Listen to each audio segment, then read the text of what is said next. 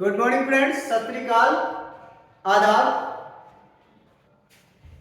तो आज हम लोग अपने सिलेबस को आगे बढ़ाते हुए बात करेंगे चार्जिंग बाय कंडक्शन की। पिछले क्लास में मैंने बात किया था चार्जिंग बाय फ्रिक्शन। तो दोस्तों, चार्जिंग बाय फ्रिक्शन में वैसे ही दो वस्तु को आवेशित किया जा सकता था जो दोनों कुचालक हो या दोनों में से कोई एक कुचालक हो, लेकिन जब दोनों पदार्थ कुचालक हो तब हम उसे कैसे आवेशित करेंगे? तो जब दोनों पदार्थ कुचालक हो तब हम चार्जिंग बाय कंडक्शन मेथड का इस्तेमाल करके उन दोनों वस्तुओं को आवेशित करते हैं। तो आइए आज हम स्टार्ट करते हैं आवेशन की दूसरी विधि, चालन द्वारा आवेशन। ये दूसरा मेथड है, चालन द्वारा आवेशन। इंग्लिश में इसे बोलते हैं चार्जिंग बाय कंडक्शन। ठीक है दोस्तों, इसमें क्या करते हैं कि दो चालक वस्तुएं होती है, लेकिन एक वस्तु पहले से आवेशित होती है और दूसरी वस्तु अनावेशित अर्थात उदासीन ली जाती है।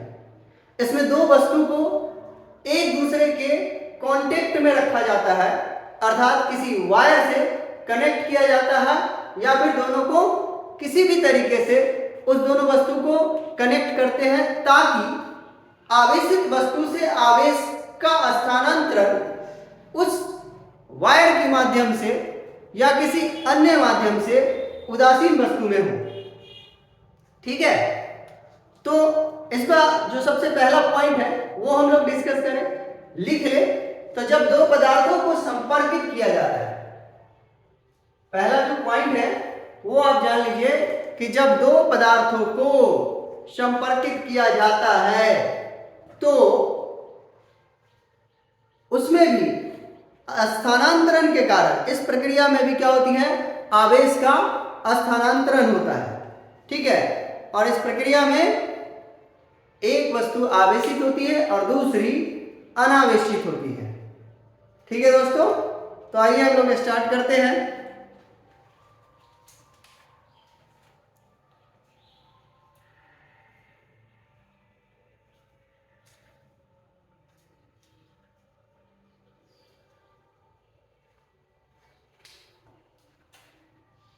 जब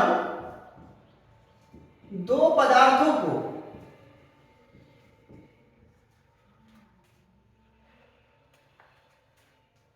संपर्कित किया जाता है,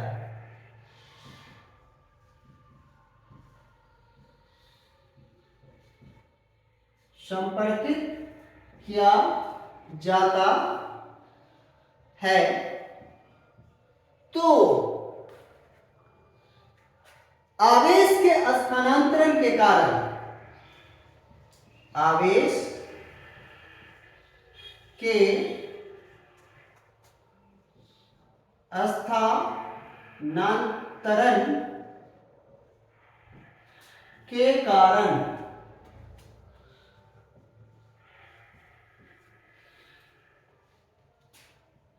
दोनों ही वस्तु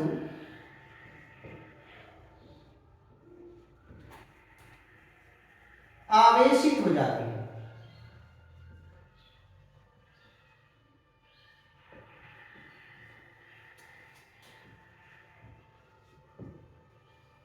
ठीक है, दोनों ही वस्तु आवेशित हो जाती है।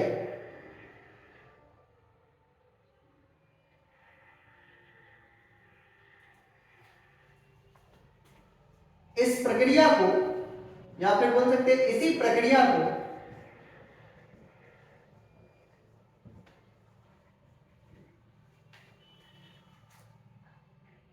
चालन द्वारा आवेशन कहते हैं।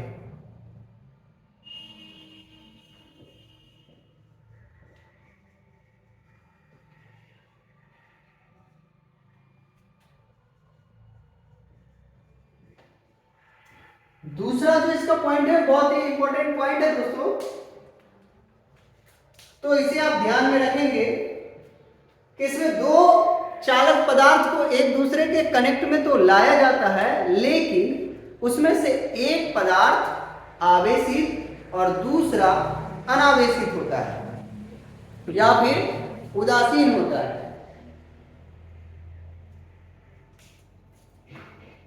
तो लिख सकते हैं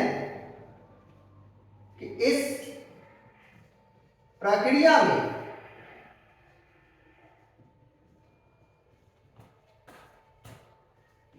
एक चालक पदार्थ आवेशित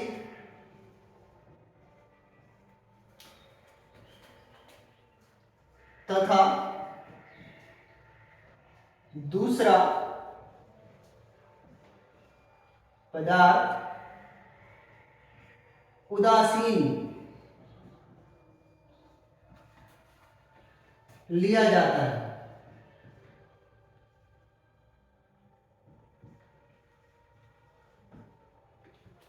उसके बाद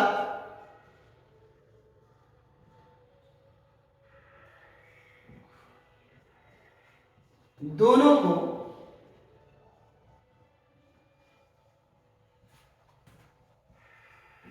एक दूसरे से कनेक्ट अर्थात संपर्कित किया जाता है, कनेक्ट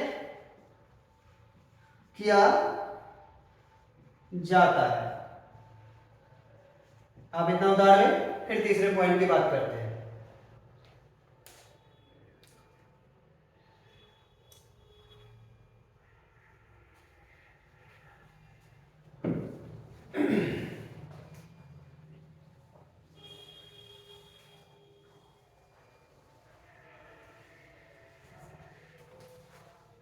अब आइए दोस्तों, इसके तीसरे पॉइंट की बात करें उससे पहले आप एक एग्जांपल से इसे समझ लीजिए कि मान लीजिए एक चालक पदार्थ लेते हैं ए, इसको आप चार्ज मान लीजिए।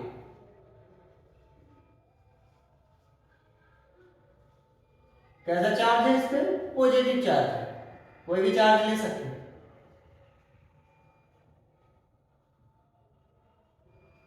सामान्यतः पॉजिटिव लेकर एग्जाम्पल दिया जाता है, लेकिन आप कोई भी चार्ज ले सकते हैं। और दूसरा, इस वस्तु को ए मान लीजिए और दूसरी जो वस्तु है वो आप बी मान लीजिए और ये आपका अनचार्ज्ड है।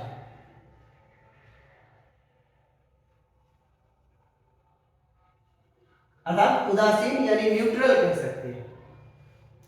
अब चार्जिंग वाइज कंडक्शन मेथड क्या कहता है?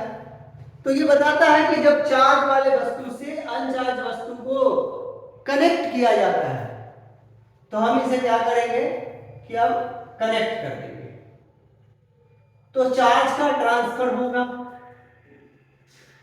किधर से किधर होगा? तो ये डायरेक्शन मैंने दिया है, क्योंकि जिसके पास चार्ज है वही उदासीन वाले को चार्ज करेगा। तो चार्ज जो ट्रांसफर होगा, आवेश का जो स्थानांतरण होगा वह कितना होगा, ये आपको जानना है। हम मान लेते हैं कि इस पर 100 कूलम चार्ज है, तो इस वस्तु पे कितना चार्ज आएगा? तो सामान्यतः लोग बोलेंगे कि जब चार्ज दोनों में समान हो जाएगा फिर चार्ज का फ्लो रुक जाएगा, अर्थात इस वस्तु पर भी 50 कूलम का आवेश होगा और इस पे भी 50 रह जाएगा। तो दोस्तों, आवेश का जो फ्लो है, चार्ज का जो फ्लो है, वो पोटेंशियल पर डिपेंड करता है, जो आगे के पॉइंट में अभी हम लोग डिस्कस करेंगे। ठीक है, तो इस पे 20 कूलम का ही आवेश आ पाएगा। और चार्जिंग बाय कंडक्शन का एक खास नियम है कि इस दोनों वस्तु पर समान प्रकृति के आवेश उत्पन्न हो जाते हैं, तो इस पर भी पॉजिटिव चार्ज ही आएगा।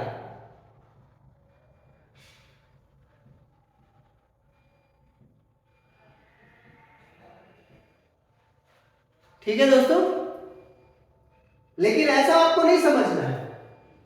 दो वस्तु, एक चार्ज दूसरा अनचार्ज, और दोनों में यदि आप 50-50 कूलम आवेश लाना चाहते हैं, यानी आप चाहते हैं कि आवेश समान मात्रा में स्थानांतरित हो, तो यह तभी पॉसिबल है जब दोनों वस्तु आइडेंटिकल होंगे। अर्थात आइडेंटिकल बोलने का यहां पे मतलब है कि दोनों वस्तु का आकार, आयतन सब एक समान होगा, जिसको कि आप मैथ में कॉन्ग्रुएंस या सर्वांगसम कहते हैं। उस तरह की वस्तु होगी जैसे फिजिक्स में आइडेंटिकल यूज किया गया है। यहाँ पे जो शब्द हमने यूज किया आइडेंटिकल, उसका मतलब है कॉन्ग्रुएंस टाइप। जब दो वस्तु की आकृति, वॉल्यूम सब समान होगा, तब उस दोनों वस्तु में जो है आवेश समान मात्रा में स्थानांतरित होंगे।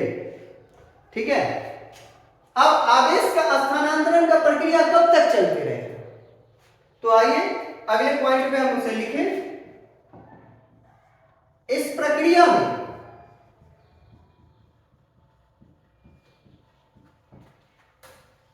आवेश तब तक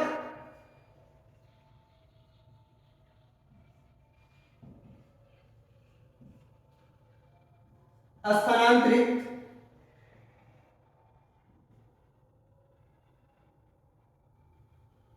तब तक ट्रांसफर होता रहेगा जब तक उसका विभव अर्थात पोटेंशियल समान न हो जाए।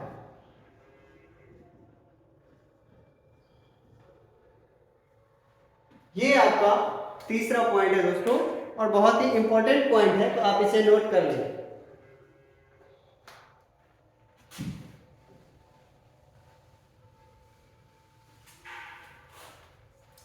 चौथा पॉइंट है कि यदि वस्तु या यदि वस्तुएं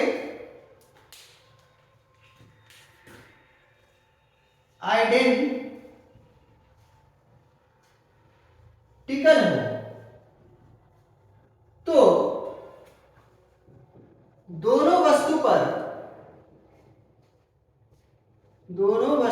पर आवेश समान मात्रा में होंगे।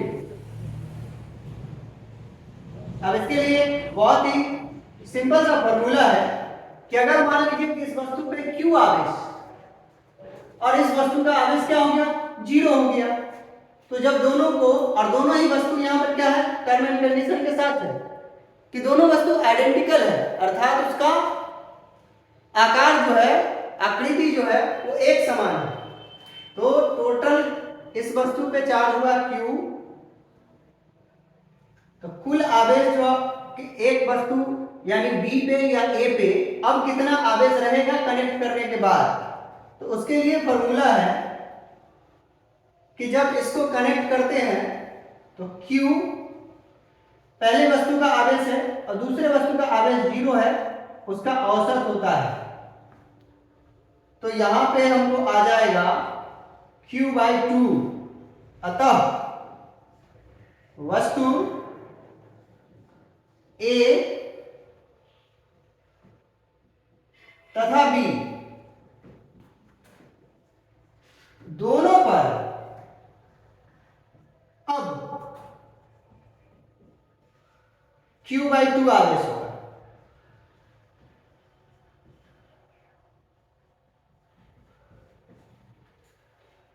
ठीक है, एक और एग्जांपल से समझते हैं। इस फॉर्मूले की सहायता से कुल आवेश अगर वस्तु 3 हो तब क्या हो?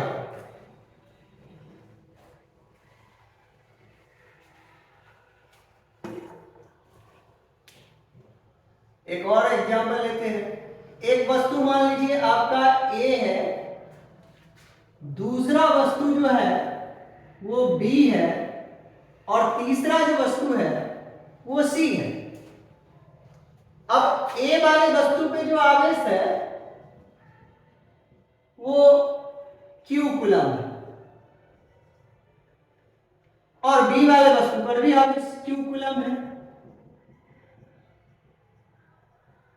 अब तीनों यहां पे आइडेंटिकल ऑब्जेक्ट्स है।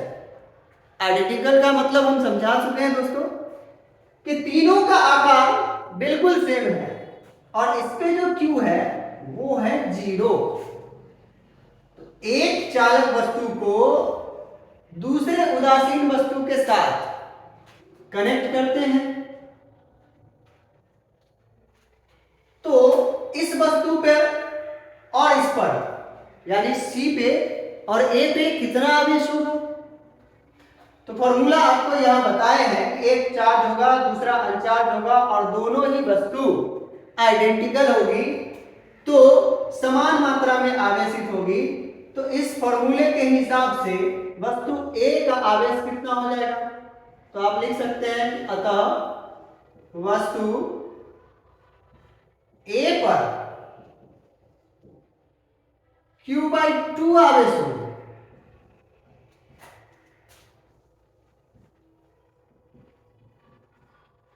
अब C पर भी तो अब आ गया Q/2।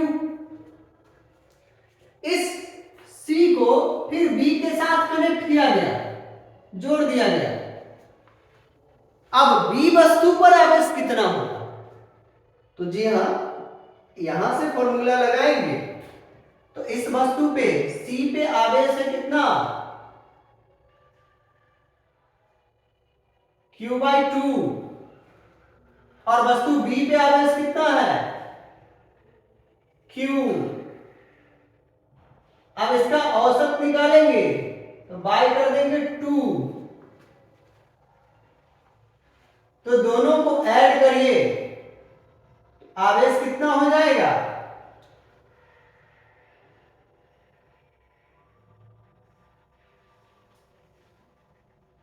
Q/2 और Q यानी 3Q/2 और बाई 2 हो जाएगा दोस्तों, तो 3Q/4। तो B पर जो होगा आवेश वो इतना होगा। ठीक है दोस्तों, तो आज का यह टॉपिक यहीं पर समाप्त होता है। फिर मिलेंगे हम लोग अगले क्लास में। तब तक के लिए गुड बाय।